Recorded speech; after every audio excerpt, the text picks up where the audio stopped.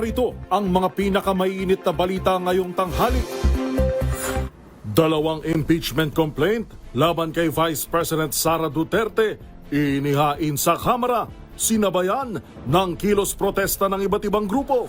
House Committee on Justice sinimulan na ang pagtalakay sa impeachment complaints laban kay Pangulong Bongbong Marcos.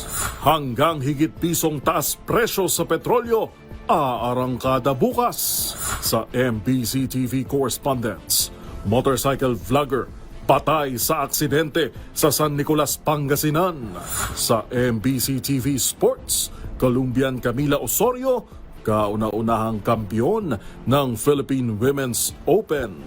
At sa Showbiz Spotted, Catherine Bernardo at Lucena City Mayor Mark Alcala spotted sa isang mall.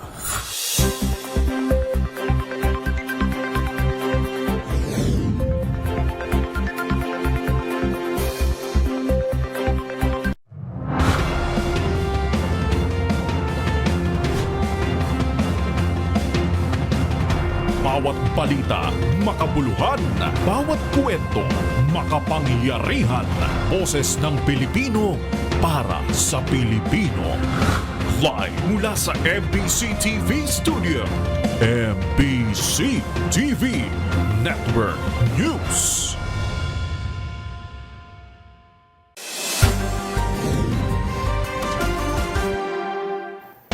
Pilipinas, una sa ating mga balita. Paalala sa mga motorista, pairalin ang lamig ng ulo sa kalsada. Hindi gaya sa nakuha ng alitan ng dalawang motorista sa Cainta, Rizal, kung saan nauwi pa sa suntukan. Agad silang inisyuhan ng show cause order ng Land Transportation Office o LTO, kung saan ang isa sa mga driver ay paso pala ang registration ng sasakyan. Una sa balitang yan, si Dustin Bayog.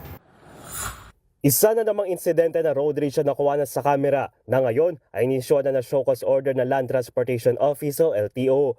Nangyari ang road rage sa Cainta, Rizal kung saan makikita ang pagtatalo ng dalawang motorista sa kalsada na nauwi sa suntukan. Mapapanood sa viral video ang nagisagutan ng dalawa habang ang isa ay may hawak na tila pamalo kung saan hindi na nakapagpigil ang kalitan nitong driver at undayan na ito ng sapak. Napahiga ang naturang driver sa kalsada pero hindi rito natapos ang alitan hanggang sa nagkahabulan at makikita na pagkawala ng malay ng isang driver. Ayon sa LTO, kinakailangang humarap sa Intelligence and Investigation Division ng dalawang driver sa darating na Huwebes upang magpaliwanag kung bakit hindi dapat sila mapanagot sa ilalim ng reckless driving at obstruction of traffic. Napagkalaban din ng LTO, napaso ang rehistro ng isa sa dalawang sasakyan, nakabilang din sa mga bagay na pagpapaliwanagin. Suspendido na rin ang kanilang lisensya na 70 araw at inilagay na sa alarm status sa kanilang masasakyan habang nagpapatuloy ang investigasyon. Samantala, paalala nito na ang hindi pagdalo sa pagdidig ay magpapawalang bisa sa karapatan nilang ipahayag ang kanilang panig at magigibasehan ng kaso ang mga inisyal na dokumento. Para sa MBC TV Network News, ito si Dustin Bayog ng DZRH TV. Una sa Pilipinas, una sa Pilipino.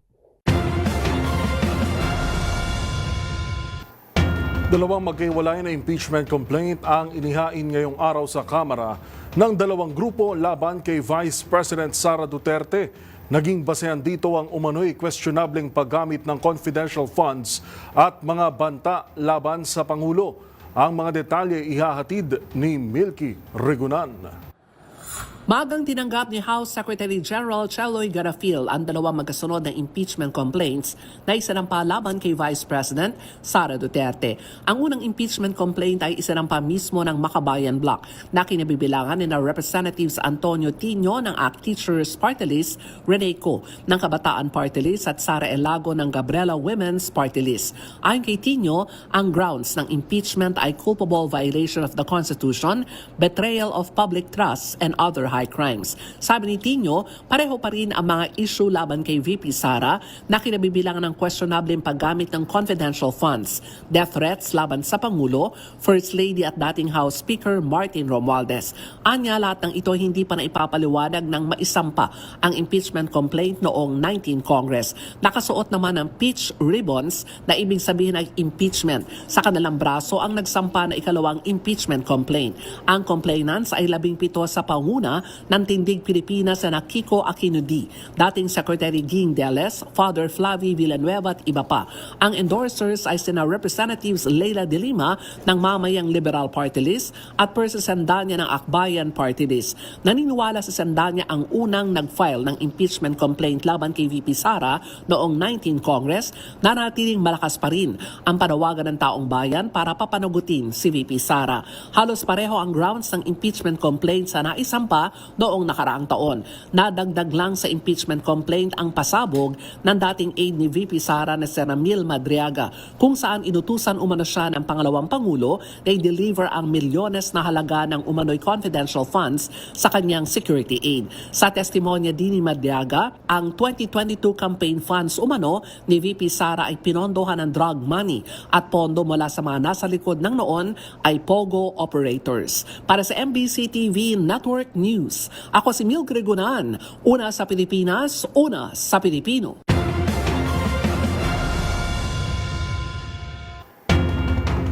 Sinimulan na ng House Committee on Justice ang pagtalakay sa dalawang inihaing impeachment complaint laban kay Pangulong Bongbong Marcos. Sa dalawang impeachment complaints ang tinatalakay ng komite na inihain ni Attorney Andre De Jesus at ang ikalawa ay ang Makabayan. Pagsasamahin o i-consolidate muna ang dalawang articles of impeachment bago talakayin ang sufficiency in form o kung kumpleto ang forma ng mga reklamo. Maaari namang magtakda ng hiwalay na petsa para sa pagtalakay ng sufficiency in substance o kung sapat ang nilalaman ng mga akusasyon. Binigyan din ni Justice Committee Chairperson at Batangas 2nd District Representative Jervil Luistro ang kapangyarihan ng Kongreso na dinggin o panagutin ang impeachable officials alinsunod sa batas. The House of Representatives shall have the exclusive power to initiate all cases of impeachment. The term initiate has been further defined in the case of Francisco versus House of Representatives, where the Supreme Court held that initiation of impeachment proceedings takes place by the act of filing and referral or endorsement of the impeachment complaint to the House Committee on Justice. Patuloy na nagpapagaling si Pangulong Bongbong Marcos matapos magkaroon ng sakit na diverticulitis. Sa kanyang vlog, ibinahagi ng Pangulo na kailangan na lang niyang magpalakas at maganda na ang assessment ng mga doktor. Aminado rin ng Pangulo na pumayat siya dahil sa pagkain lamang ng sabaw sa mga nakalipas na araw. Ito, nagre-recover na rin. Pero maganda ang assessment ng mga doktor, nothing serious, kailangan lang magpalakas ulit. Namayat na nga ako at sabaw lang ang binibigay sa akin ng ilang araw. Mabuti na yan at para akong nagdieta. Samantala, sa nabanggit din na vlog na nawagan ang Pangulo sa publiko na magbahagi ng policy proposals na pag-aanin ang buhay ng mga Pilipino. Git ng Presidente, maraming polisiya ang Pilipinas na dapat nang baguhin bilang tugon sa mga hinaing ng publiko. Pagbibigay din ng Pangulo, dapat pagtuunan ng pansin ang mga o ang pag-revise sa mga aniyay outdated policies na nagpapabagal lamang at nagpapahirap sa mga transaksyon sa gobyerno. Kailangan natin tutukan ang mga lumang polisiya na nagpapabagal at nagpapahirap sa mga government transaction, sa ease of doing business. Ika nga, tanyag tayo sa polisiyang kailangan ng ID para mag-apply kumuha ng ID. Isang refleksyon ng manapakalumang sistema. Mahilig din tayo sa mga pag-fill out ng duplicate o triplicate. Yung mga abogado, kung yung kopya na hinihingi nila, dose-dosena. Sangkatutak na mga form na pare-pareho naman ang hinihiling na impormasyon. Physical appearance sa mga transaksyon na pwedeng digital na. At marami pang iba na pampagulo lamang. Hindi tayo dapat pumipila ng madaling araw sa opisina ng gobyerno para lang kumuha ng isang dokumento. Sa iba pang ligtas ang higit sa 200 sakay at 15 crew ng isang barko na nasangkot sa maritime incident sa isla ng Basilan. Ang buong detalye sa ulat ni Boy Gonzales. Agad tumugon ng Philippine Coast Guard sa isang maritime incident sa karagatan malapit sa Pangasan Island, Basilan, kung saan apektado ang 210 pasahero at 15 crew bandang alas 4:47 Lunes ng umaga. Ayon sa PCG, nagkaroon ng steering rudder problem ang MLAS Express 2 habang bumibiyahe mula sa Bangingi, Sulu patungo sa Zamboanga City. Iniligtas at dinala sa mababaw na tubig ang barko. Inilipat ng PCG SAR team sa BRP Tubataha nang maayos at ligtas ang 128 sa 225 pasahero habang nanatili sa barko ang 82 pasahero at 15 crew. Kasalukuyang itinutulak ng PCG ang barko patungo sa Zamboanga City para sa ligtas na pagdiskarga ng lahat. Para sa MBC TV Network News, ito si Boy Gonzales, una sa Pilipinas, una sa Pilipino.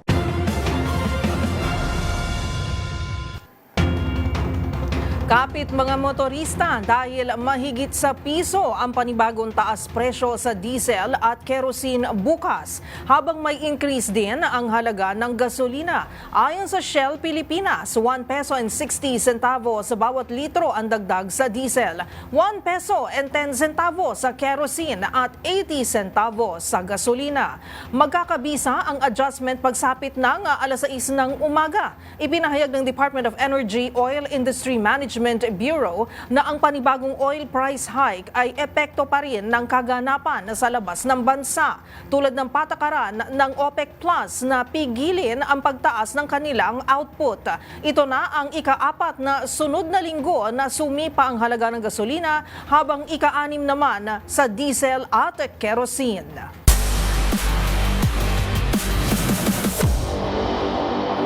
The Philippines makes history matapos ang isang matagumpay na first ever Philippine Women's Open, kung saan nakuha ng Colombian tennis star na si Camila Osorio ang singles title. Ang makasaysayang event, ating tinutukan sa report na ito.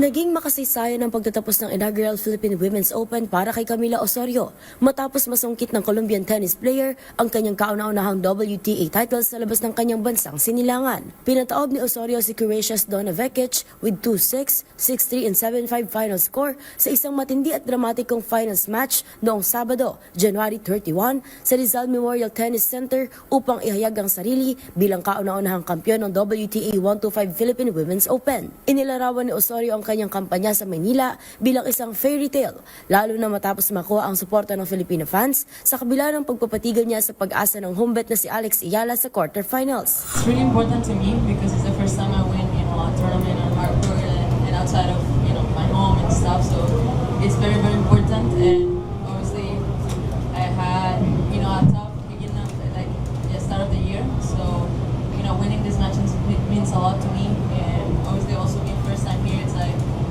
it's unreal and basically a fairy tale for me. Bilang world number 84, lahat ng nauna ng WTA titles ni Osorio ay kanya nang nakamit sa Colombia matapos manalo sa Copa Colsanitas, isang WTA 250 event noong 2021, 2024 at 2025. Muntik na rin siya magkampiyon sa labas ng Colombia noong 2021 Tenerife Ladies Open sa Spain at 2022 Monterrey Open sa Mexico. Subalit kapwa siya natalo sa finals ng mga nasabing torneo. At sa Maynila, tuluyan ang nalagpasin ni Osorio ang hamon ng paglalaro sa ibayong dagat na paraan ng nakatagpo ng ikalawang tahanan sa Pilipinas. Buong linggo, paulit-ulit na pinuri ni Osorio ang kauna-unahang pag-host ng bansa ng isang WTA 125 event. Binibigyan diin ng mainit na pagtanggap, kabutihan at matinding sigla ng mga Pilipino para sa tennis. I think besides Colombia, this is my top one.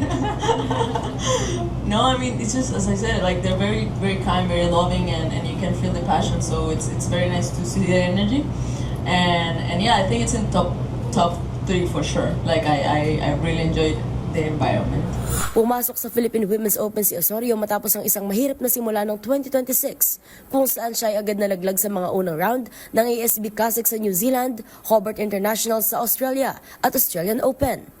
Sa Maynila, nabago ang kanyang kapalaran. Matapos manalo ng 5 sunod na laban, 3 sa mga ito ay kontra sa mga matataas na rank na manlalaro, kabilang sina world number 49 Ayala, number 63 Solana Sierra ng Argentina at number 72 Vekic.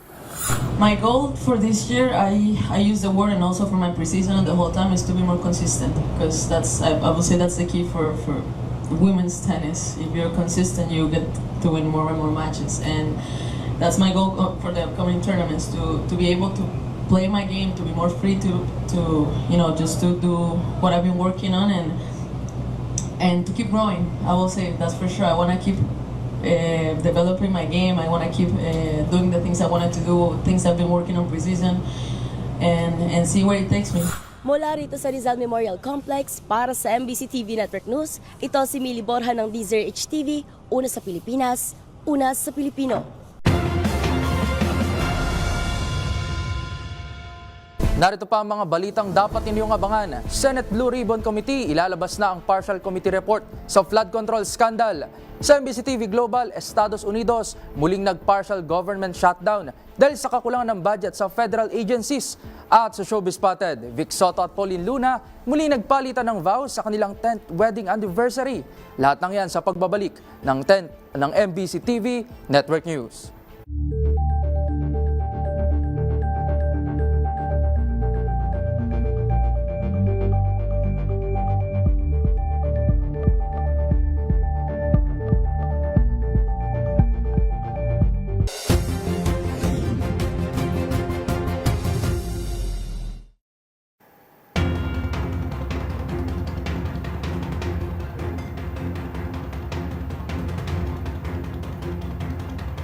Sa pagbabalik ng ating balita, isinailalim na sa inquest proceedings ang 4 na suspect na itinuturing na nasa likod ng malagim na pagpaslang sa inang pulis at ang kanyang 8 taong gulang na anak. Kabilang dito ang mismong asawa ng mag-ina na ayon sa isa sa mga suspect ay siya umanong ang nag-utos sa naturang pagpatay. Ang iba pang detalye tinutukan ni Val Gonzalez.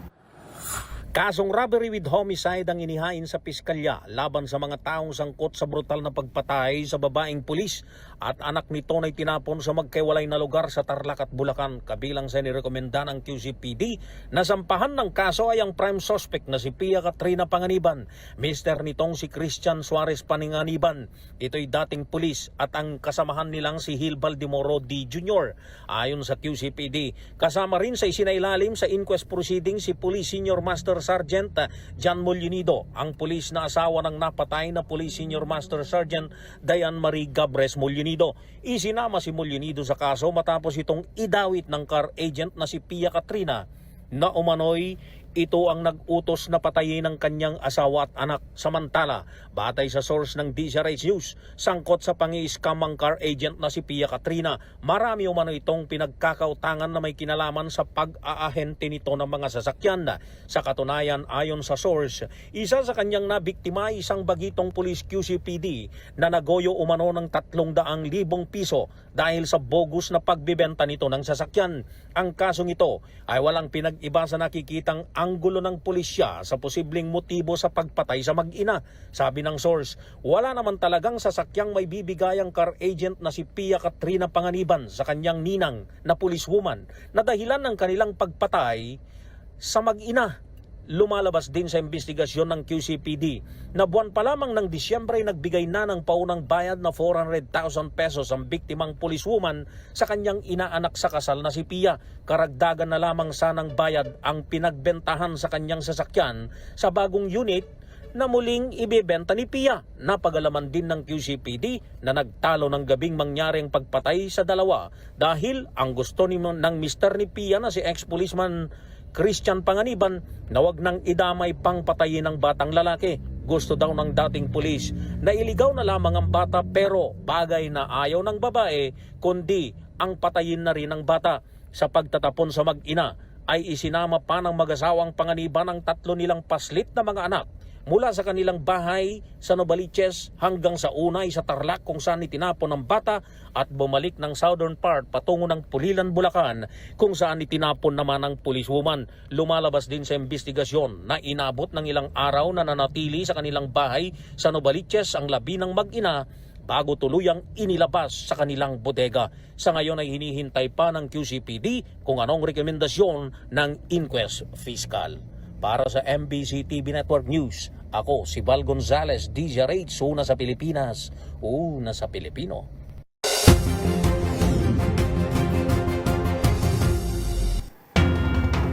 Una at ikalawang impeachment complaint laban kay Pangulong Bongbong Marcos idineklarang sufficient inform ng House Justice Committee. Mga detalye live na yahatid ni Milky Rigunan. Milky? Karen at Jewel, formal lang idineklara bilang sufficient inform ng House Committee on Justice ang dalawang verified impeachment complaints na isinampa laban kay Pangulong Bongbong Marcos. Sa unang impeachment complaint sa botong 46 ang pabor, isa ang tutol at isa ang nag-abstain. Sufficient inform ang impeachment complaint ni Attorney Andre De Jesus na inendorso ni Pusong Pinoy Representative Jet Nisay. Sa kalawang impeachment complaint, sufficient inform din ay kalawang impeachment complaint ay isinampa naman ng Makabayan Bloc. Deklarado din na sufficient inform sa botong 35 ang pawor, samang tutol at isa ang abstain. Ito ang impeachment complaint ay isinampa at iendorso ng Makabayan Bloc. Bukas muli magsasagwa ng hearing ang House Committee on Justice. Namumunuan ni Batangas Representative Jervy Luistro, ang pagpapasya naman ay kung sufficient in substance ang dalawang impeachment complaint laban kay Pangulong Bongbong Marcos. Para sa MBC TV Network News, o si Milky Rigunan, una sa Pilipinas, una sa Pilipino. Live na nag-uulat mula sa Kamara de Representantes, Miss Milky Rigunan. Maraming salamat, Milky.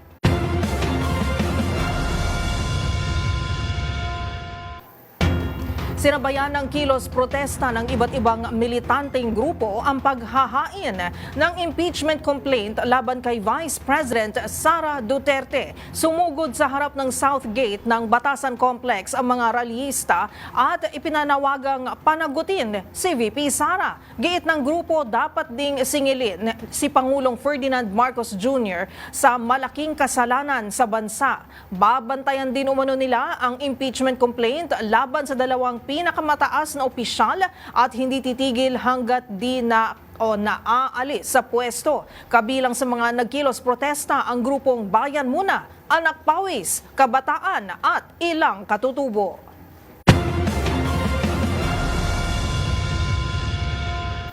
Nakatakda ng ipaglagda sa mga kapwa-senador ang partial committee report ng Senate Blue Ribbon Committee kaugnay pa rin sa maanumalyang flood control projects.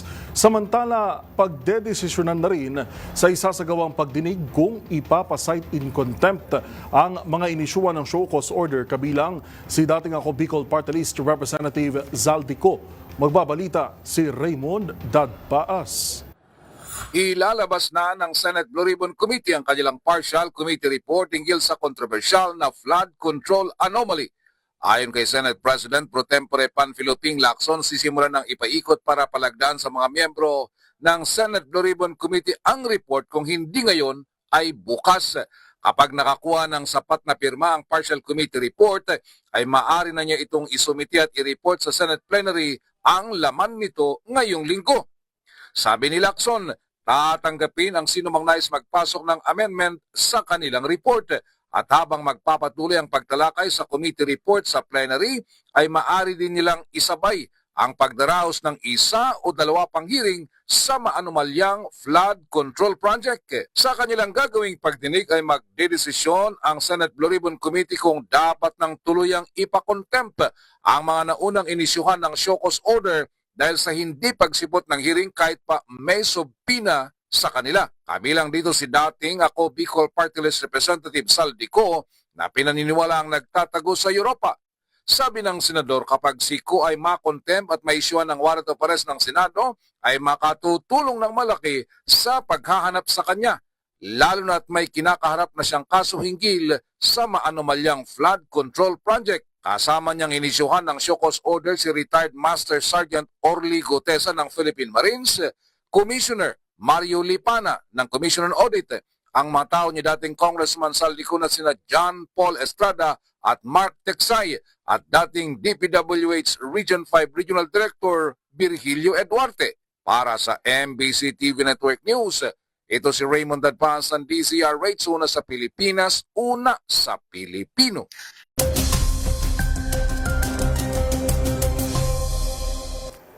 Pilipinas, para sa ating ulat panahon ngayong araw ng Lunes. Malaking bahagi ng bansa, partikular na ang silangang bahagi ng Southern Luzon at Eastern section ng Visayas, ang makararanas ng mga pag-ulan dulot ng shear line. Hanging amihan o northeast monsoon naman ang patuloy na magdudulot ng malamig na panahon sa malaking bahagi yan ng Luzon. Ngayong araw, asahan natin ang maganda at maliwalas na panahon sa Metro Manila at nalalabing bahagi ng bansa, maliban na lang sa Sorsogon at Masbate. Samantala, ayon sa Pag-asa, as of 8 a.m., may isa ng nabuong low pressure area o LPA sa labas ng ating Philippine Area of Responsibility sa layong 1,660 km east of northeastern Mindanao. Patuloy itong binabantayan at may mababang tsansa na maging tropical depression sa loob yan ng 24 oras.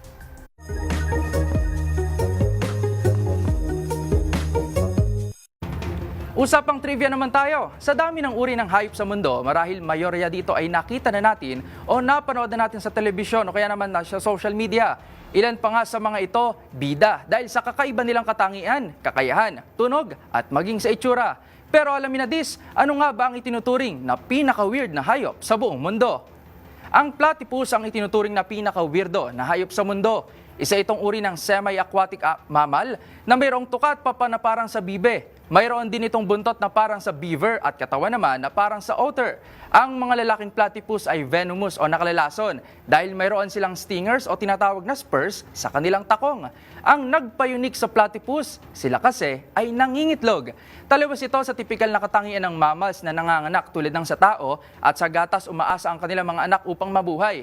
Isa lamang ito sa dalawang mammals na nangingitlog. Ang isa pa ay ang echidna.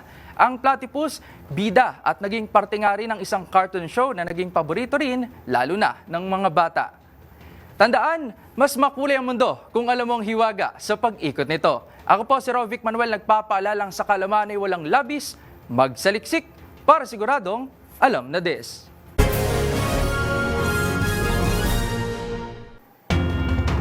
Balik government shutdown na naman ang Amerika matapos bigong maaprubahan ng mga mambabatas ang funding para sa kanilang federal agencies, kabilang na ang Department of Homeland Security, kung saan naging mainit matapos ang mga naganap na immigrant shooting. Yan at ang iba pang mga napapanahong balita mula sa iba't ibang panig ng mundo sa Global Headlines Report ni James Galange. Balita mula sa Amerika, balik partial government shutdown na naman ang Estados Unidos matapos bigong maaprubahan ng House of Representatives ang funding bill para sa federal agencies kabilang ng Immigration Enforcement and Department of Homeland Security. Ito'y matapos tanggihan ng Democrats ang hinihinging pondo ng ahensya kasunod umano ng dalawang insidente ng immigrant shooting sa Minneapolis. Ito na ang ikalawang federal shutdown na nangyari sa ilalim ng ikalawang administrasyon ni US President Donald Trump matapos ang naunang mahigit isang buwang shutdown. Ngunit giit ng mga mambabatas, hindi na nila hayaang tumagal ito muli at inaasang maapurbahan din ni Trump ang panibagong bill ngayong linggo. Samantala, balita naman mula sa Gaza. Muling nagpakawala ng airstrikes ang Israel sa Palestinian territory kung saan umabot sa 28 katao ang nasawi. Ayon sa Civil Defense Agency ng Gaza, ito ay kasunod umano ng paglabag ng militanteng grupong Hamas sa napagkasundo ang US-brokered ceasefire agreement. Hindi naman ididetalye ng ahensya ang partikular na patakarang nilabag ng militanteng grupo. Gayunman, iginiit ng Israel na patuloy pa rin ang pagbubukas ng Rafah region na nagsisilbing daan patungong Egypt para sa limitadong paggalaw ng mga tao. Sa iba pang balita, arestado naman ang 6 na suspect, 5 lalaki at 1 babae, kabilang ng 2 Japanese national matapos ang mga umunoy naganap na money heist sa Hong Kong at Japan. Ito'y matapos tangayin ng suspect ang nasa mahigit $2.7 million sa Tokyo Haneda Airport at 375,000 naman sa Sheongwan Money Exchange sa Hong Kong. Iniugnay umano ng mga otoridad ang 2 insidente sa grupo at kung may iba pang tao sa likod nito. Yan ay matapos parehong gumamit ng tear gas para makapagnakaw at sa magkasunod din na araw. Habang napaulat naman na isa umanong insider ang isa sa mga Japanese suspect na nagbibigay ng impormasyon sa kanyang grupo. At yan naman nakalap nating balita mula sa iba't ibang panig ng mundo. Para sa MBC TV Network News, ito si James Galange ng DZRH TV, una sa Pilipinas, una sa Pilipino.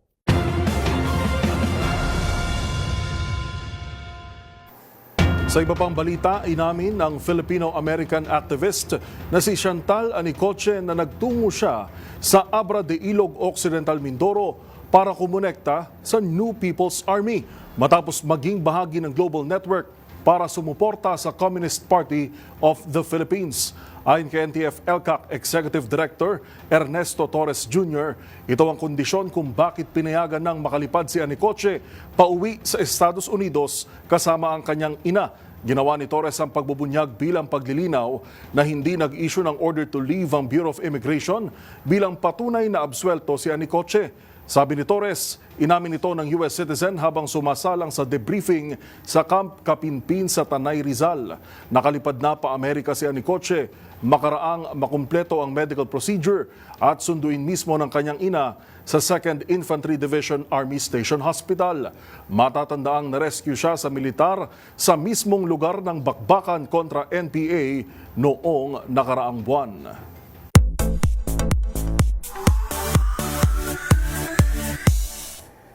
Sa mundo ng showbiz, bumuhos ang pagbati para kina Vic Soto at Pauline Luna dahil matapos ang isang dekada muling nagpalitan sila ng matamis na I do. Ang dalawa nag-renew nga ng wedding vows. Ang kilig moment sa aking showbiz report. Kasabay ng 10th wedding anniversary ni Vic Soto at Pauline Luna, muling naselyuhan ang kanilang pag-iibigan. Sa pamamagitan ng garden ceremony, nag-renew ng wedding vows sina Bossing at Poleng, kung saan nagsilbing flower girls ang kanilang mga anak na sina Tally at Thea na nag-celebrate lang din kamakailan ng 2nd birthday. Habang present din ang mga unang anak ni Bossing na sina Danica, Oyo, Mayor Vico at Paulina. At syempre, bukod sa kanilang mga pamilya, dumalo rin sa special day na mag-asawa ang kanilang Dabarkads. Kwento nga ni Paulino ang unay akala niya, nagbibiro lang ang veteran TV host actor nang alukin siyang muling magpakasal. Gayong kilala nga raw itong mas gusto yung small at meaningful moments over anything grand. Sa kanilang renewal vows, mas lalong daw napatibay ang kanilang pagsasama. Sa huli, mensahe ng pasalamat at pagmamahal ang ipinaabot ni Pauline sa mister. Kung matatandaan sa isang simbahan sa Alabang, unang nagpalitan ng matamis na I do sina Vic Soto at Pauline Luna noong January 30, 2016.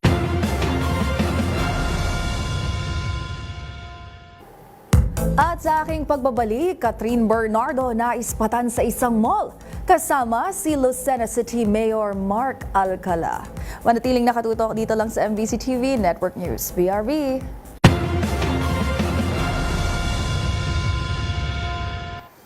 Abangan sa aming pagbabalik, lalaki patay sa pamamaril sa Calatrava, Negros Occidental. At sa MBC TV Sports, San Miguel Beermen muling dinomina ang PBA Philippine Cup. Yan at marami pang iba dito lang sa MBC TV Network News.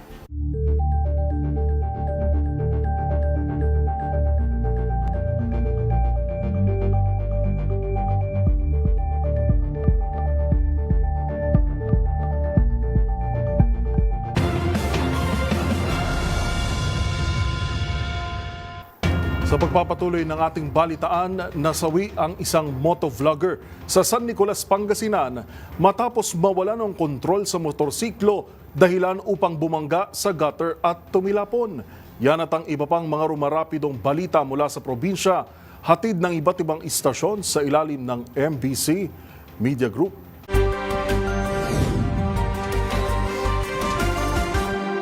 Hindi na umabot ng buhay sa Eastern District Hospital sa bayan ng Tayug ang motovlogger na si Mamaw Moto, Pangasinan-based vlogger. Noong Sabado lamang, January 31, ay napabilang siya sa Pangasinan Content Creator Award 2026. Sa ulat ni San Nicolas Chief of Police Major Josh Banayos Jr. naganap ang aksidente kahapon na 12:12 ng hapon sa pababang bahagi ng Villa Verde Road, Barangay Santa Maria East, San Nicolas, Pangasinan, na pinalalagay ng mga investigador na dahil sa malakas na hangin sa lugar ay posibleng naitulak ito sa gilid ng daan dahilan ng kanyang pagka-lose control sa manubela at bumangga ito sa gutter dahilan ng kanyang pagsimplang kung sa'y tumilapon pa ng mailang metro sa kanyang motorsiklo ang biktima na muntikan pang mahulog sa malalim na bangin. Nagtamo ito ng sugat sa iba't ibang bahagi ng katawan na agad nadala ng MDRRMO ambulance sa paggamutan, subalit idiniklarang dead on arrival na ng attending physician. Mula sa Action Radio Pangasinan para sa MBC TV Network News, ito si Freddy Fajardo, Aris 38, una sa Pilipinas, una sa Pilipino. Patay ang isang lalaki matapos pagbabarilin ng mga armadong lalaki sa Sitio Bandol, Barangay Maslo, Bayan ng Calatrava, Negros Occidental. Ang biktima kinilala na si David Oblero, 28 anyos residente ng nasabing lugar at isang magsasaka sa kanyang lugar. Ayon kay Lady Mother-in-law ng biktima, papauwi na ito kasama si alias Tuto nang hinarang ng mga sospek at ginawa ang krimen. Ayon naman sa kapulisan, patuloy ang kanilang investigasyon kung ano ang motibo at mabilis na tumakas ang mga sospek patungong mountainous area ng nasabing barangay. Para sa MBC TV Network News, ito si RH46 Rex Cantong, una sa Pilipinas, una sa Pilipino. Aabot sa 1.8 milyong halaga ng iligal na droga ang nasamsam habang 14 na individual ang naaresto sa sinagawang anti-illegal drug operation ng Police Regional Office 11 o PR11 sa buong Davao Region. Ayon sa PR11, isinagawa ang sabayang operasyon mula alas 6 ng umaga ng Enero 31 hanggang alas 5:59 ng umaga ng Pebrero 1, 2026 sa ilalim ng pamuno ni Regional Director Police Brigadier General Leon Victor Rosete. Kabuuhang 12 anti-illegal drug operation ang matagumpay na nasagawa kung saan nanguna ang Davao City Police Office o DCPO bilang top performing unit sa bilang ng operasyon, na-arestong suspect at dami na nakumpiskang droga. Sa kabuuhan, nakarecover ang kapulisan ng humit kumulang 65.49 grams ng hinihinalang shabu at 12.26 grams ng marijuana leaves na may kabuuang standard drug price na 1,888,452 pesos. Binigyan diin ni Police Brigadier General Rosete na walang puwang ang mga sangkot sa iligal na droga sa rehiyon at magpapatuloy ang pinaigting na kampanya ng PR11 laban sa iligal na droga upang mapanatili ang kaligtasan ng mga komunidad. Para sa MBC TV Network News, ito si June Suter, una sa Pilipinas, una sa Pilipino. Arestado ang isang nurse ng ospital sa Samar matapos na makuha ng iligal na droga sa seaport ng Agit-Itan, Calbayog, kasama sa operasyon ng Philippine Ports Authority at Philippine Coast Guard. Ayon sa report ng PNP Calbayog, newly identified individual ang naaresto dahil sa paglabag nito sa Republic Act No. 9165 o iligal na droga. Ang naaresto ay kinilala na si alias Mario, 37 taong gulang, isa itong nurse ng Samar Provincial Hospital at residente ng Catbalogan City sa Samar. Ayon sa PNP Calbayog, tumanggap ng tawag ang Duty Tactical Operations Center mula sa Philippine Ports Authority matapos na maaktuhan in flagrante delicto ang nasabing nurse sa posisyon ng iligal na droga at drug paraphernalias. Sa search na ginawa doon sa mga gamit na nasabing suspect kasamang trained narcotics detection dog, nakuha ang iligal na droga. Agad itong inaristo ng mga pulis. Nakuha naman sa posisyon nito ang isang head-cell transparent plastic sachet na naglalaman ng shabu na nakalagay sa loob ng isang glass tube pipe at nakuha rin ang isang glass tube pipe at 2 identification cards at isang lighter. Ang mga nakumpiskang illegal na droga ay subject ito sa laboratory examination ng PNP Forensic Unit. Samantala, ang nasabing nurse ay nakakulong na muna sa Calbayog Municipal Police Station. Mula sa MBC TV Network News, RH34 Jane Galit Pantayan ng DZRH, una sa Pilipinas, una sa Pilipino. 73 individual ang naaresto sa pinaigting na anti-crime at anti-illegal drug operation ng Bataan Police Provincial Office mula Enero 26 hanggang Pebrero 1, 2026 sa pamumuno ni Colonel Marte Salvadora. Kabilang sa mga nahuli, ang 14 na wanted person, 20 drug suspect, 37 sangkot sa illegal gambling, 2 sa illegal fishing, 8 sa loose firearms at 12 sa iba pang paglabag. Pinuri ni Colonel Salvadora ang dedikasyon ng kapulisan ng Bataan na kanyang pinamumunuan at binigyan diin ang kahalagahan ng kooperasyon sa komunidad para sa isang drug-cleared at crime-free na Bataan alinsunod sa advokasya ng PNP at ProTrip. Para sa MBC TV Network News, RH37, Danny Kumilang, una sa Pilipinas, una sa Pilipino.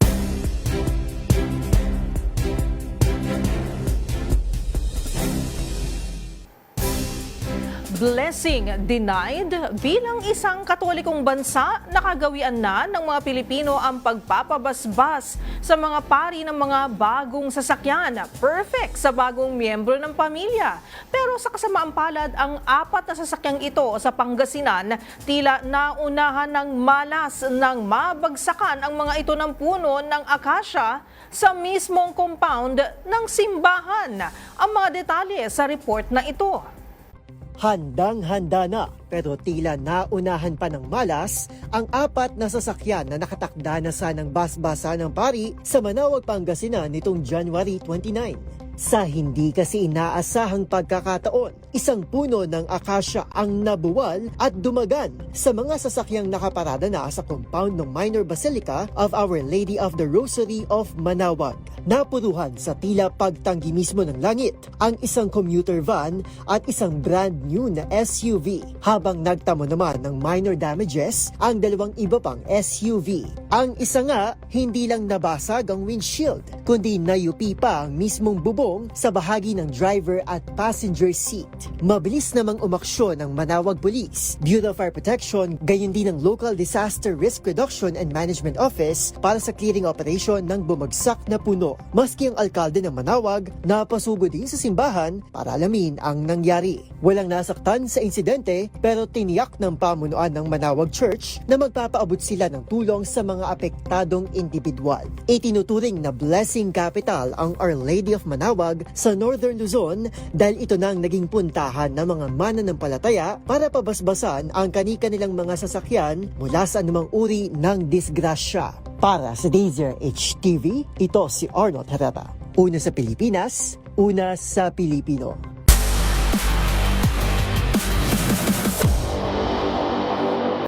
Sa mundo ng basketball, muling pinatunayan ng San Miguel Beermen ang pagiging pamantayan sa PBA matapos matagumpay na madepensahan ang titulo sa PBA Season 50 Philippine Cup. Tinalo ng Beermen ang TNT Tropang 5G sa Game 6 ng Best of 7 Finals kagabi. Ang naging laro, tinutukan ni Matchpoint Mili Borja. Matagumpay na nadepensahan ng San Miguel Beermen ang kampyonato ng PBA Philippine Cup. Sa pamumuno ni Coach Leo Austria, nakuha ng Beermen ang kanilang ika-12 All-Filipino title matapos daigin ng TNT Tropang 5G with 92-77 final score sa Game 6 ng Season 50 Finals noong linggo sa Mall of Asia Arena sa Pasay City. Ang back-to-back All-Filipino title laban sa Tropang 5G ay naghatid din sa San Miguel ng ika-31 na kampyonato sa kabuuan ng PBA na muling pinangunahan ng big man na si Junmar Fajardo. Naghari sa loob ng court ng 6'10" center mula Cebu matapos magtala ng 29 points at 23 rebounds, kasama ang 2 assist, 2 steals at 1 block. Dahil sa kanyang dominanteng paglalaro, hindi lang si Fajardo bilang finals most valuable player at kauna-una ang nakatanggap ng bagong Ramon Fernandez Trophy. Maaga pa lang ay agad nang kinuha ng San Miguel ang kontrol sa laban matapos magbandera ng 26-5 run, kabilang ang 12 na sunod na puntos sa pagbubukas ng laro. Bumawi naman ang TNT sa pamumuno ni Calvin Oftana na nagpasimula ng personal 14-0 run. Kasama ang isang basket ni Glenn Cubuntin, nabawasan ng lamang ng Beermen sa 26-21 at nanatiling dikit ang laban. Nakahirit pa ang Tropang 5G ng 68-66 na kalamangan matapos ang isang 3-pointer ni Jordan Heading na may 1 minute and 58 seconds na lang natitira sa ikatlong quarter. Gayunman, mabilis na tumugon ang San Miguel Beermen sa pamamagitan ng isang 10-0 run upang muling makuha ang kontrol at 76-68. Isang lamang na hindi na nila binitawan hanggang sa huling busina. Sa huling muling itinaas ng San Miguel Beermen ang tropeyo, patunay ng kanilang patuloy na dominasyon sa All-Filipino Conference at sa kabuuan ng PBA. At yan ang mga latest updates sa mundo ng sports. Para sa MBC TV Network News, ito si Mili Borja ng Dazer HTV, una sa Pilipinas, una sa Pilipino.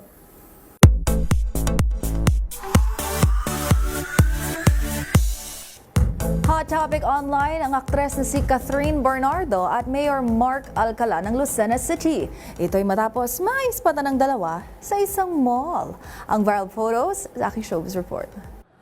Kasunod ng matagal ng haka-hakang may something, nais pa tanang magkasama sa isang mall sa Makati, sina Catherine Bernardo at Lucena City Mayor Mark Alcala. Magunita na noong 2024 pa na maging laman ng mga balita na nanliligaw umano ang batang alkalde sa aktres. At mula noon, hindi na natigil ang issue tungkol sa kanilang dalawa. Pero April last year, sa kabila ng mga espekulasyon tungkol sa relationship status ni Kath, single raw ito ayon mismo sa kanyang mommy Min. Kung matatandaan, November 2023, matapos ang 11 taong relasyon na maghiwalay si Catherine at aktor na si Daniel Padilla na nalilink naman ngayon kay Kyla Estrada. Habang si Mayor Alcala na may dating naging girlfriend ng aktres na si Ashley Ortega at naiugnay din ito sa volleyball star na si Mika Reyes. Sa ngayon, wala pang kumpirmasyon sa tunay na estado ng relasyon ni na Catherine Bernardo at Mayor Mark Alcala.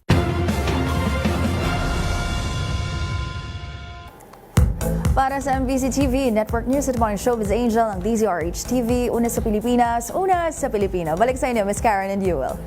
Maraming salamat, Showbiz Angel. Iyan na po ang mga balitang aming nakalap ngayong araw ng Lunes.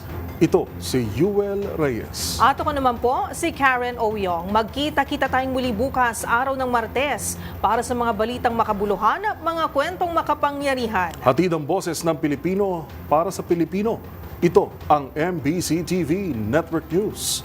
Una sa Pilipinas, una sa Pilipino.